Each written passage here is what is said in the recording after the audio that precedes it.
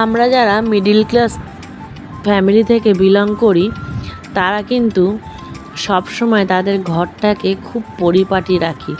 যারা খুব বড় লোক তারা তাদের নিজের কাজ অন্যদের দিয়ে করায়, আর যারা ছোট তারা অন্যের বাড়িতে করে, আর যারা মিডিল ক্লাসে তারা কিন্তু নিজেরটা নিজেরাই করে।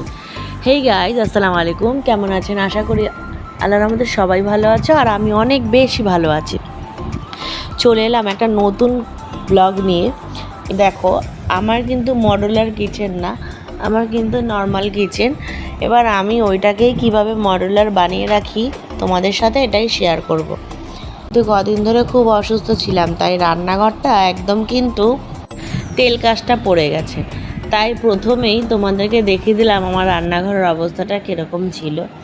তো ফার্স্টে আমি সমস্ত জিনিসপত্রগুলো নামিয়ে আর একটু গরম পানি করে ভিম বার দিয়ে পুরো রান্নাঘরটা টাইলসগুলো আমি কিন্তু স্কচ ব্রাইট দিয়ে ঘষে মেজে ঝাঁকা নাকা একদম উপর নিচ ঘষে নিচে একদম চকচক চকচক করলাম। তারপরে এটা ঘষতে ঘষতে কিন্তু গাইজ আমার হাত কিন্তু অনেক ব্যথা হয়ে গেছিলো, হাতের সাথে সাথে পাটাও ব্যথা হয়ে গেছিলো। লাস্টে একদম টায়ার্ড হয়ে গেছি। দুপুরে 2টোর থেকে ব্লগটা চালু করেছিলাম। তারপরে দেখো আমি কন্টেনারগুলো ধুয়েছিলাম, কিন্তু দেখো কিরম মাথা মোটা বুদ্ধি আমার। ডিব্বাগুলোতে যে স্টিকারগুলো ছিল ওগুলোই তুলিনি।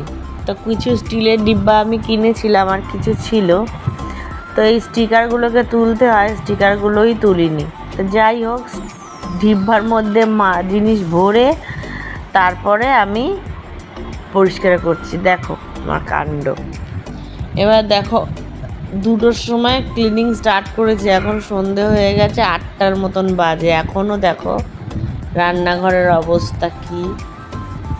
এক সাইড পরিষ্কার করেছি, মানে উপর থেকে নিচ পর্যন্ত যত টাইলস আছে সব পরিষ্কার করেছি। তারপরে এক সাইড মানে বাদিকটা গুছিয়েছি, এবার ডান দিকটা গোছাবো। মানে অনেকটাই নোংরা ছিল বন্ধুরা, তোমাদেরকে যদি দেখাতাম না তাহলে তোমরা বলতে তুমি এবি নোংরা, কিন্তু বিশ্বাস করো আমি এত নোংরা নই। জাস্ট এক সপ্তাহ আমার শরীরটা খারাপের কারণে আমি কিন্তু একদম কাজগুলোকে লুজ করে দিয়েছি। এবার দেখো বন্ধুরা, সমস্ত ডিব্বাগুলো মানে যেগুলো স্টিলের না, যেগুলো প্লাস্টিকের, মানে দেখার মতন, যেমন বড়ি, নুন, বেসন, শুকনো লঙ্কা, তেজপাতা, এই সমস্ত জিনিসগুলো আমি এবার ডিব্বাতে ভরবো। এগুলো কিন্তু না দেখা গেলে তাড়াহুড়া কাজের সময় ভীষণ ডিস্টার্ব হয়। রাত্রেবেলা অলমোস্ট সব করার পরে আমি কিন্তু শুয়েছি, খালি 2-3টে কাজ বাকি রয়েছে, যেমন এই যে এই বোতল পরিষ্কার, র্যাক পরিষ্কার আর আলুর র্যাক, এগুলো সব পরিষ্কার বাকি রয়েছে, আর বাদ বাকি সব আমি করে রেখেছি। দেখো বন্ধুরা, বোতলগুলো কি লাল লাল, দেখো কীরকম লাল। আর দেখো একটা ম্যাজিক দিলাম আর দেখো কীরকম সাদা হয়ে গেল। এটা কিন্তু একটা ম্যাজিক, দেখো কীরকম সাদা হয়ে গেল। দেখলে আমি আরও 2-3টে করে দেখাচ্ছি তোমাদের, দাঁড়াও।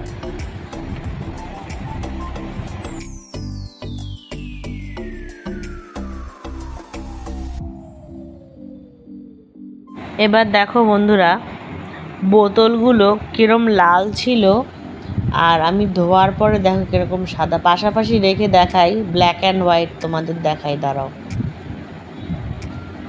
দেখছো কি দেখলে? Black and white. এবার কি দিয়ে পরিষ্কার করলাম যদি জানতে চাও তাহলে আমাকে কমেন্ট বক্সে বলো, আমি নেক্সট ভিডিওতে দেখিয়ে দেবো কি দিয়ে পরিষ্কার করেছি। এবার দেখো এটা আলুর র্যাক, এই যে ব্লু কালারের র্যাকটা দেখছো, এটা আলু রাখি। আর যত বাসন কোসন ছিল সব ধোয়া হয়ে গেছে। দেখো সংসারের সব কাজ করে, বাচ্চা সামলে, ঘর বাড়ি পরিষ্কার করে, আর এই কিচেন ক্লিনিংয়ের ভিডিও বানাতে বানাতে আবার এখন 3টে বেজে গেছে। তো রান্নাটা শেয়ার করলাম না বন্ধুরা, কি রান্না করেছি। রান্নার মধ্যে ছিল কি বলো তো, লাউ দিয়ে চিংড়ি মাছ করেছিলাম, আর ওই খারকুল পাতা বাটা করেছিলাম। তা এত নোংরা ছিল রান্নাঘরটা, ওর মধ্যেই কাজ করছিলাম, তাই তোমাদেরকে না দেখাতে আমার লজ্জা লাগছিল। তো যাই হোক, মেনুটা শেয়ার করলাম না। এবার দেখো এই যে এই র্যাকটা দেখলে লাল রঙের, স্টল দিয়ে আটকালাম। এটার মধ্যে যত টিফিন বক্সগুলো আছে আমার গুছিয়ে রেখেছি। আর এটার মধ্যে যত বাড়তি মানে এক্সট্রা ডিব্বা ওগুলো ওর মধ্যে রেখেছি। এরপরে আসো তোমাদেরকে দেখাই আমার ক্লিনিংয়ের পরে আমার কিচেনটা কেমন দেখতে লাগছে। ওইটা মেন ডোর আমাদের, ঠিক আছে? মেন ডোর থেকে এইটা হলো আমার রান্নাঘর। তোমরা যারা এতক্ষণ আমার সাথে রয়েছো তোমাদেরকে অসংখ্য ধন্যবাদ। ভিডিওটা যদি ভালো লেগে থাকে তাহলে লাইক করে একটা সুন্দর কমেন্ট করে দিও। আর যদি বেশি ভালো লেগে থাকে তাহলে আমার চ্যানেলটাকে সাবস্ক্রাইব করে নিতে পারো। আর তোমরা যারা এগুলো অলরেডি করে রেখেছো তাদেরকে অসংখ্য অসংখ্য ধন্যবাদ আর অনেক বেশি ভালোবাসা। চলো এবার কিছু কমেন্ট পড়ে নেই। সাথী চ্যানেল থেকে আমাকে বলেছো যে আমি দেখতে সুন্দর আর আমার কাজ খুব সুন্দর, আর আমাকে তুমি বলোনি, মনে আছে। তো বন্ধুরা, আমারও তোমাদের সবাইকে মনে থাকে। তোমরা যারা আমার শর্ট ভিডিও দেখো তারা কিন্তু সবাই আমাকে কমেন্ট করবে, তাহলে কি হয় আমি কমেন্ট ধরে তোমাদের চ্যানেলে যেতে পারি। নাহলে আমি কি করে বুঝবো কে আমাকে লাইক করে দিয়ে গেল, ভিডিওটা দেখে গেল। কমেন্টটা করলে কি হয় আমি জানতে পারি যে আমার চ্যানেলে ভিডিওগুলো কে কে দেখছে। আর বন্ধুরা অবশ্যই একটা জিনিস আমি দেখি, অনেকেই কি করো ভরে ভরে কমেন্ট করে দাও কিন্তু লাইক করো না। এমন এমন ভিডিওতে আছে 10টা 15টা 20টা কমেন্ট থাকে কিন্তু লাইক থাকে 5টা। তো মনে করে বন্ধুরা অবশ্যই কষ্ট করে যখন টাইপ করো তখন একটু কষ্ট করে লাইকের বাটনটাতে টুং করে একটু দাবিয়ে দাও না, তাহলেই তো লাইকটা হয়ে যায়। আমি কিন্তু অবশ্যই লাইক কমেন্ট দুটো একসাথেই করি। আমি কিন্তু চেক করি যে আমি লাইকটা করেছি কি না, আমি অবশ্যই চেক করি। তোমরাও একটু করো বন্ধুরা। আর শর্ট ভিডিওতে আমার পাশে যারা আছো তাদেরকেও আমি শর্টেও থাকবো লংয়েও থাকবো। যারা লং ভিডিও দেখে আমাকে লাইক কমেন্ট করো তাদের লং ভিডিও দেখেও আমি লাইক কমেন্ট করব, আর যারা শর্টে দেখো তাদেরকেও দেখব, দুজনকেই দেখব। একে অপরকে সাপোর্ট না করলে আমরা কি করে আগে যাব বলো।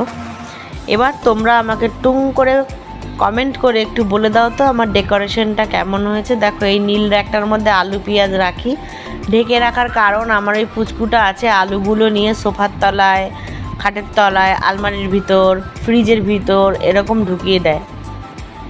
তো দেখো বন্ধুরা আমার কিচেনটা কেমন লাগছে। আমরা তো মিডিল ক্লাস ফ্যামিলি থেকে বিলং করি, তো আমাদের মডুলার কিচেন করতে গেলে চিন্তা করতে হয়। তো আমার মডুলার থেকে আমার এটাই বেশি ভালো লাগে, কারণ আমি এটা পরিষ্কার করতে আমার সুবিধা হয়। দেখো বন্ধুরা কীরকম লাগছে।